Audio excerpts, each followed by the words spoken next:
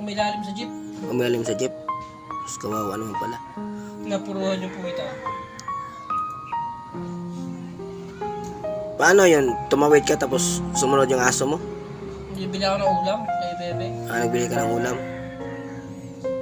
Hindi ko So, maalala, kasunod ko pala. Lumabas. kawawa naman pala. So, willing ka talaga ibibigay mo yung aso kung sino ang humihingi? Ha? Willing ko namang ibigay ito kasi nga lagi nga akong wala eh. Hindi man mahalaga ang anak ko. Anong location to? Ha? Anong location? Suyo. Yung kumpletong address. Sitio Suyo. Barangay kay Buto, Tanay Rizal. So yun, magandang hapon sa ating lahat mga idol, no? Nandito tayo ngayon sa bahay ni Russell Ulia. Siya pong may-ari ng aso, no? So ngayon tingnan natin yung aso niya kung gaano kabait. Ano? Yung katabi niya yung aso niya. Ito po yung nakikita niyo sa video nung last na upload ko, na meron kasi nag-comment doon niya, ano, gumagawa lang daw ako ng content, pero hindi nyo alam nga ginagawa ko ng content para matulungan yung aso. So kung sino man po ang gustong hingi ng aso, ipapahingi naman po sa may-ari. Ayan po.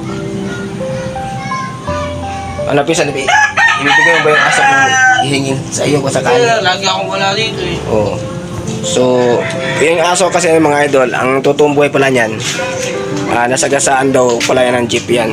Kasi bigla silang naglabas yung may-ari at biglang sumunod din yung aso niya, biglang tumoy sa kalsada at hindi din inasahan yung birong sasakyan na parating, yan nasagasaan yung kanyang alaga. Kaya aksidente pong pangyayari mga idol. So sa lahat po nang nag-comment sa akin, no, so pinapaliwanag ko lang din po sa inyo na hindi ko po kinuhanan ng video ang aso para lang para lang meron akong content. Pinapakita ko rin para kung sino mang gusto maawa at tumutulong, willing naman yung may-ari, ibibigay daw niya yung aso para maalagaan kasi palaging wala siya dito eh.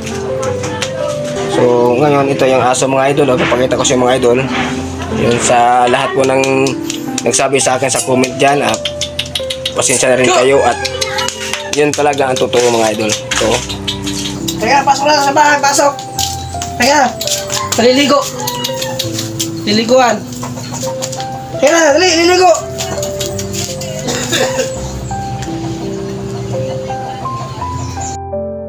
ayun mga idol, oh.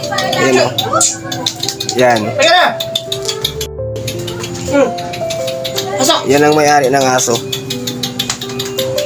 Tawagin mo. Kawawa naman. Ayun, oh.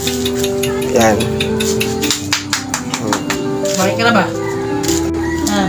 Tingnan nyo naman yung ano niya, yung paa niya talagang napitpit na yan, ano, namilipit. Ano bang nangyayari dyan sa pagsagasa niyan? Ha? Anong talagang nasa na napailaliman? Umilalim sa jeep. Umilalim sa jeep. Tapos kawawa naman pala. Napuruhan yung puwita. Paano yun? Tumawid ka tapos sumunod yung aso mo? Bibili ako ng ulam kay Bebe. Nagbili ka ng ulam. Hindi So, ko maalala, kasunod ko pala. Lumabas. kawawa naman pala. So, willing ka talaga ibibigay mo yung aso kung sino ang humihingi? Ha?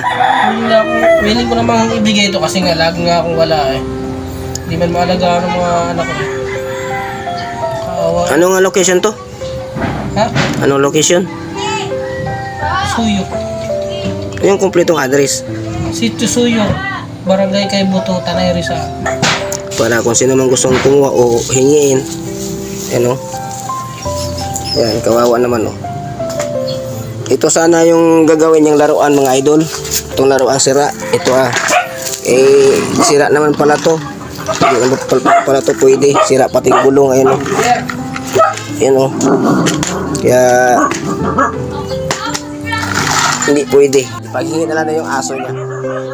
Kaya kung sa gustong humihingi ng aso, kuha nyo na lang po. Pwede nyo lang po i-chat si Russell. So maraming salamat po sa inyo lahat mga idol sa inyong pagsuporta at sa inyong pag nagustuhan nyo yung video mga idol, paki-like and share lang po para matulungan nyo ating video at para makuha na rin po yung aso. Hindi ko ako. Sige mga idol, thanks for watching po. Bye-bye.